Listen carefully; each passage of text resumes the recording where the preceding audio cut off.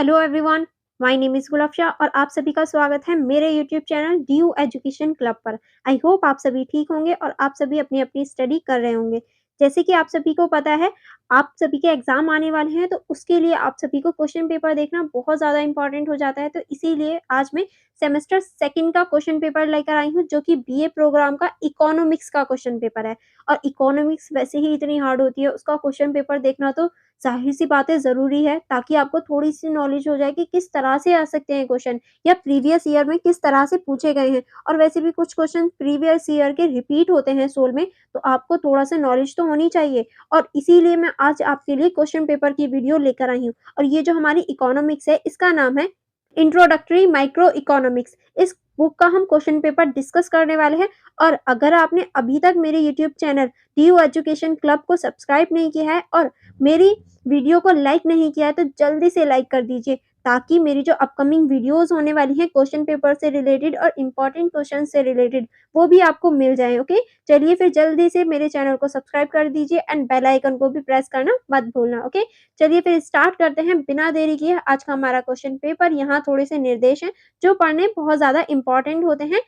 चलिए मैं इन्हें बता देती हूँ। जैसे कि आपको ऑल क्वेश्चन जो हैं उनमें से 6 क्वेश्चन आपको करने हैं एंड सभी क्वेश्चन के जो मार्क्स हैं वो इक्वल हैं और आप इन क्वेश्चंस के आंसर हिंदी या इंग्लिश दोनों में से ही एक लैंग्वेज में दे सकते हैं, ठीक है? ये सभी बातें आपको पता होनी चाहिए क्वेश्चन पेपर स्टार्ट करने से पहले या फिर अपने आंसर स्टार्ट करने से पहले, क्योंकि बहुत सारे ऐसे बच्चे होते हैं जो सारे ही क्वेश्चंस अटेम्प्ट कर लेते हैं, बट सारे क्वेश्चन अटेम्प्ट नहीं करने होते, इसलिए ये जानकारी होनी चाहिए। चलिए फिर बिना देरी करे आज का हमारा क्वेश्चन पेपर स्टार्ट करते हैं। ओके,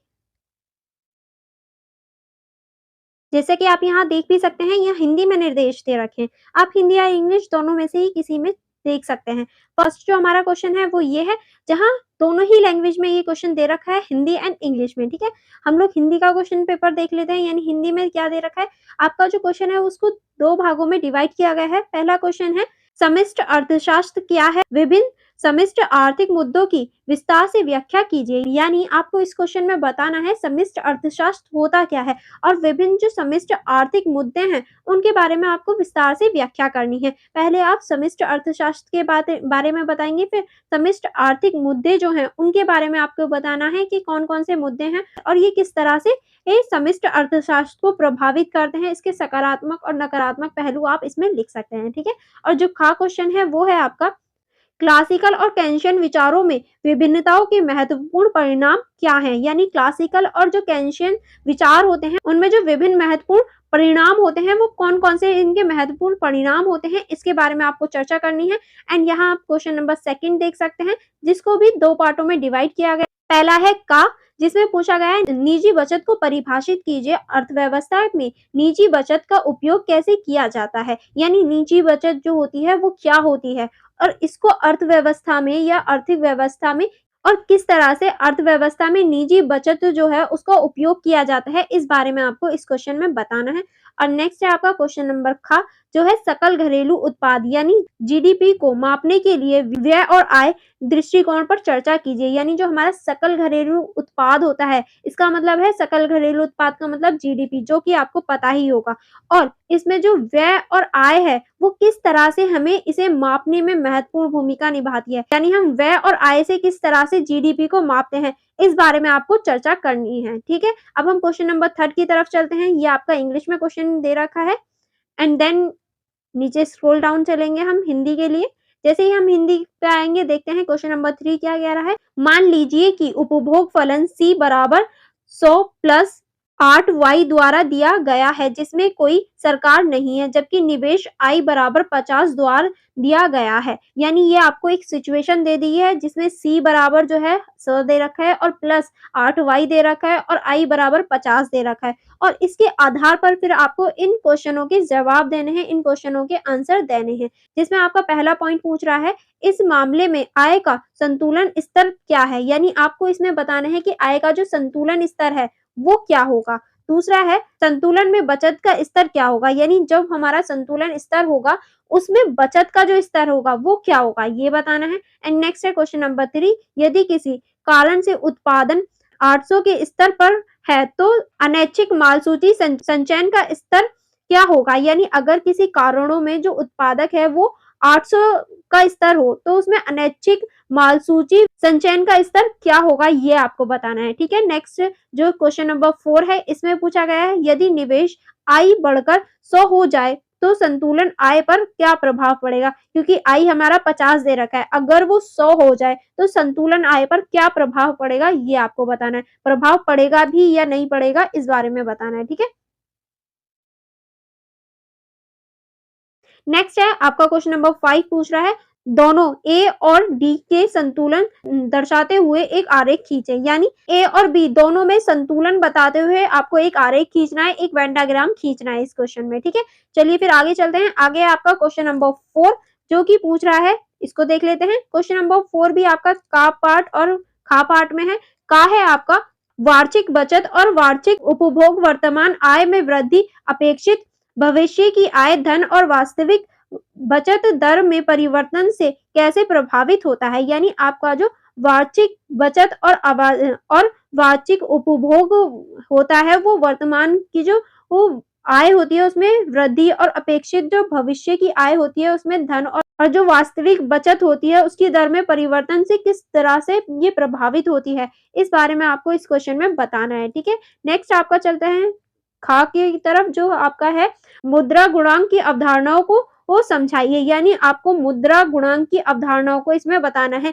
कि मुद्रा गुणांक की जो अवधारणाएं होती हैं वो किस तरह से होती है। ठीक है, एंड अब हमारा क्वेश्चन नंबर 5 की तरफ चलते हैं। ये आपका इंग्लिश में दे रखा है एंड देन इसी में जैसे आपका पहला क्वेश्चन था, पहले एक सिचुएशन दे रखी थी उसके बाद में क्वेश्चन थे, ऐसे ही ये भी नेक्स्ट क्वेश्चन है। ठीक है, यहाँ आपको एक निम्नलिखित कार्य द्वारा वर्णित किया गया है, जैसे कि खपत है आपकी, जो खपत दे रखी है वो C बराबर 50 प्लस 8YD है और निवेश है आपका I बराबर 70 और जो सरकारी व्यय है वो है G बराबर 200 और स्थानांतरण है आपका IT बराबर 100। ठीक है, ये आपकी सिचुएशन है। उसके बाद में एक और चीज दे रखी है वो है आपकी कर दर, यानी T बराबर जो है वो -20 है, माइनस का है ये। ठीक है, ये 20 जो है ये माइनस का है। फिर इसी के अकॉर्डिंग आपको इन सभी क्वेश्चनों के आंसर देना है। जो पहला क्वेश्चन है इस मॉडल में आय के संतुलन स्तर और गुणक की गणना करें, यानी इस मॉडल में आपको संतुलन आय और गुणक की गणना करनी है कि किस तरह से संतुलन आय और गुणक आप निकाल सकते हैं। नेक्स्ट है आपका बजट अधिश की भी गणना करें, यानी आपको इसमें बजट अधिश की भी गणना करनी है। नेक्स्ट है आपका मान लीजिए कि T बढ़कर 0.25 हो जाए, नई संतुलन आय क्या है, नया गुणांक, यानी अगर T बराबर 0.25 हो जाए बढ़कर तो जो नई संतुलन आय होगी, नए गुणांक होगा वो क्या होगा, ये बताना है आपको इस क्वेश्चन में। ठीक है, नेक्स्ट क्वेश्चन की तरफ चलते हैं। नेक्स्ट है आपका बजट अधिवेश में परिवर्तन की गणना करें, यानी आपको बजट अधिवेश की गणना करनी है। क्या आप अपेक्षा करेंगे कि अधिवेश में परिवर्तन अधिक या कम हो जाए यदि C बराबर 0.9 बजाय 0.8 हो जाए, यानी अगर कोई भी परिवर्तन हुआ और जो अधिवेश है उसे C बराबर 9 की जगह 0.8 कर दिया जाए तो क्या होगा, क्या चेंजेस होंगे वो आपको बताना है। ठीक है, नेक्स्ट चलते हैं। नेक्स्ट है आपका क्वेश्चन नंबर 6 जो कि पूछ रहा है मुद्रा की मांग के निर्धारित क्या है, व्याख्या करें कि केंद्रीय बैंक के पैसे की मांग और आपूर्ति मुद्रा और जांच योग्य जमाओ वाली अर्थव्यवस्था में संतुलन बाजार दरों को कैसे निर्धारित करते हैं। औपचारिक विश्लेषण और आरेख का उपयोग करके व्याख्या करें, यानी आपको इसमें जो केंद्रीय बैंक होते हैं उसमें जो मुद्रा की जो आपूर्ति मुद्रा होती है उसकी जांच करनी है और इसका आंसर आपको एक तो आपको विश्लेषण करके बताना है और दूसरा इसमें आपको आरेख भी खींचना है, क्योंकि इसमें स्पेशली बोला गया है कि आरेख के माध्यम से बताइए, तो आपको इसमें आरेख भी खींचना होगा। ठीक है, आरेख भी बनाना होगा। नेक्स्ट क्वेश्चन नंबर 7 की तरफ चलते हैं, इसको देख लेते हैं। क्वेश्चन नंबर 7 का जो का पार्ट है वो है मध्यवर्ती और अंतिम वस्तु और सेवाओं में क्या अंतर है, यानी आपको बताना है मध्यवर्ती और अंतिम वस्तु और जो सेवा होती हैं उनमें क्या अंतर होता है, इनके अंतर को बताना है। और सकल घरेलू उत्पाद को मापने के लिए मध्यवर्ती और अंतिम वस्तुओं के बीच अंतर क्यों महत्वपूर्ण है, यानी जीडीपी को मापने के लिए हमें मध्यवर्ती और अंतिम वस्तु के जो बीच का अंतर होता है उसको मापना, या वो क्यों इम्पोर्टेंट होता है, क्योंकि इन्हीं के माध्यम से हमारा जीडीपी निकलता है। तो किस तरह से निकलता है या ये क्यों इम्पोर्टेंट होता है, इसी बारे में आपको बताना है।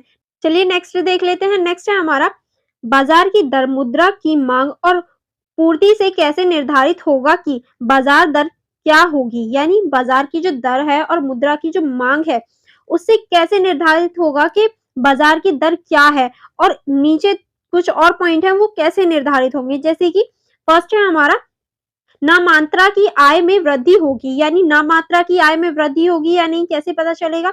दूसरा है मुद्रा आपूर्ति बढ़ती है, यानी मुद्रा आपूर्ति बढ़ेगी या नहीं ये कैसे पता चलेगा, इस बारे में आपको बताना है। ठीक है, आई होप आपको ये क्वेश्चन नंबर 7 भी अच्छे से समझ में आ गया होगा। अब क्वेश्चन नंबर 8 है आपका क्वेश्चन पेपर में, निम्नलिखित की व्याख्या कीजिए, यानी यहाँ कुछ पॉइंट्स हैं उनकी आपको संक्षिप्त में व्याख्या करनी है, उनके बारे में आपको बताना है। जिसमें से पहला पॉइंट है मौद्रिक समुच्चय और दूसरा है आपका जीडीपी डिफ्लेक्टर एंड नेक्स्ट है आपका वार्षिक पूंजी स्टॉक और पूंजी की उपयोगिता लागत, यानी आपको इसमें वार्षिक पूंजी स्टॉक और पूंजी की उपयोगिता के बारे में टिप्पणी करनी है। ठीक है, एंड यहाँ आपका ये जो क्वेश्चन पेपर है ये पूरा ही फिनिश हो जाता है। आई होप आपको पूरा क्वेश्चन पेपर समझ में आ गया होगा।